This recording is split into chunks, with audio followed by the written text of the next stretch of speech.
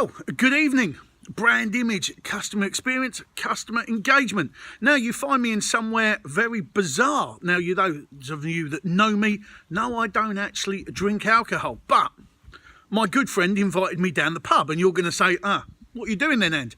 Well, I was up in Norfolk visiting the motorsport team, as you do, and I checked in, clink, clink, and I got a message from Jonathan. Andy, glad you're up. I need some advice on my YouTube channel. I'm setting one up, going to do one for my business. And I was like, oh, good. He said, oh, and you'll like the new thing that I'm involved in. And I went, right. He said, employer branding. I went, tell me more. And he went, no. Come and have a drink this evening and I will tell you all about it. So this is new to me. So if you find me looking a bit like, what's going on? Explain it. Employer branding. Okay, tell me more. So hi, I'm Jonathan. I'm a recruitment strategy consultant from Outside the Box Thinking, specialised in working with software clients here in Cambridge. So employer branding. Most of you, especially you, Anne, will be familiar with traditional branding. Yep. You'll have a marketing team. Yep. They will publicise and promote your products or services. Yeah. Employer branding, it's exactly the same. You're just doing it for a different audience. Your audience is now prospective candidates or employees, people that you want to hire. So you go out, you talk about how good your company are as an employer, what you do for your employees. Yep. So in years gone by, it's always been about what the company can get from the employees. It's now in the software world becoming a lot more about what the employees can get from the company. The market is just so competitive. There's so many open positions out there and not enough people to fill them. The demand and pressure on companies to be the best employers has just grown and grown. For sure, we talk about that. Your staff are your asset, whichever way. So what you're saying is you're using your best asset, which is your staff, to go out and get you the best staff and the best recruits. But surely that's all financial driven. You know, in my world, you get the best people and you take a job on if it's money on take. So how would the branding...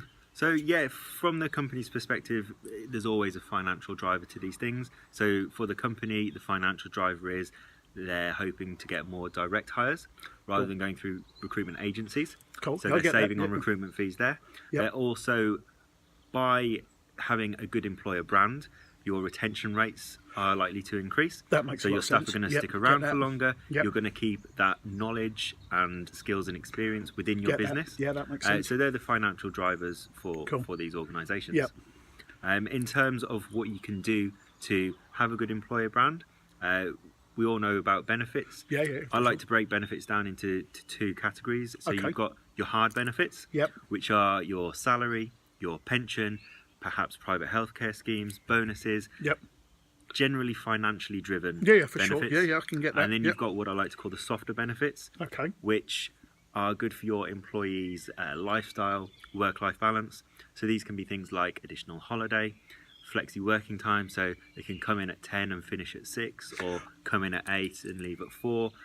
Just so if they've got families, they can help them pick up the kids from school or drop them off I can see that being a benefit. That makes sense. So just benefits that really help with their work-life balance. So I know you obviously follow my thing, and you know. So you're talking about using basically your finest asset. I'm trying to put it into a good word, but if you were to go out, I did a video a little while back, as you know, because you commented on it earlier about going out to events. Now I know you've hosted, several events.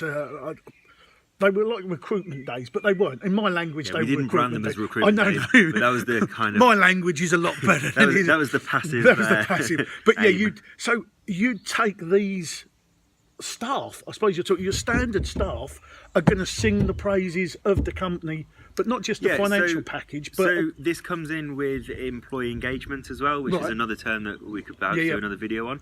But employee engagement comes a lot under learning and development. So in software, again, where I'm sitting, you have developers, you can send them off to conferences, on training courses, and while they're out there at these conferences and training courses, they can be singing your company's praises. Makes sense. Who do you work for is always going to be a question that comes up. Yeah, for sure. I work for this company. Because What's great about them? yeah, I they see have it. free Yeah, fruit in the kitchen. They've yeah. got this coffee machine.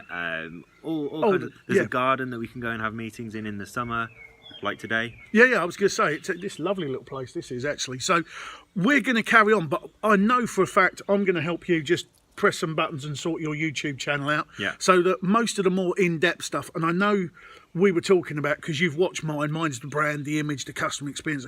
You're going to break yours down, so obviously it's a little bit easier. So you're normally going to break it into 2 or 3, or So we're going to have there's 3 main categories for recruitment. There's attracting, which is going out there with your employer brand, getting your name in front of prospective candidates. Yeah, get that. There's recruit, which is once you've identified those people, and maybe even got them in the door, the recruitment process, how the interviews are laid out, that's new. what information you want to give to candidates, and what information you need to get from candidates throughout the interview process. And then you've got retain, which is once you've got them and they are an employee of yours, how are you going to look after them? How are you going to make sure that they stay around and you can get the most, and they can be the most productive that they can? That's the bit I like the most of, because the last video I did was obviously the support package. I talked about having the football team and making sure that everybody was in the position to support people going on. So we'll now set up and finish the coffees and the drinks and whatever else we happen to be doing. So we'll finish this, we'll sort out your channel. I will certainly put a link somewhere to Jonathan's, and we'll probably do it under his name first, so it makes life nice and easy. So you'll find him, have a watch with him, and we'll catch up with you a little bit later once I've learnt some more about it. So have a good evening, take care of yourself. Thank you, Andy. See you soon, take care.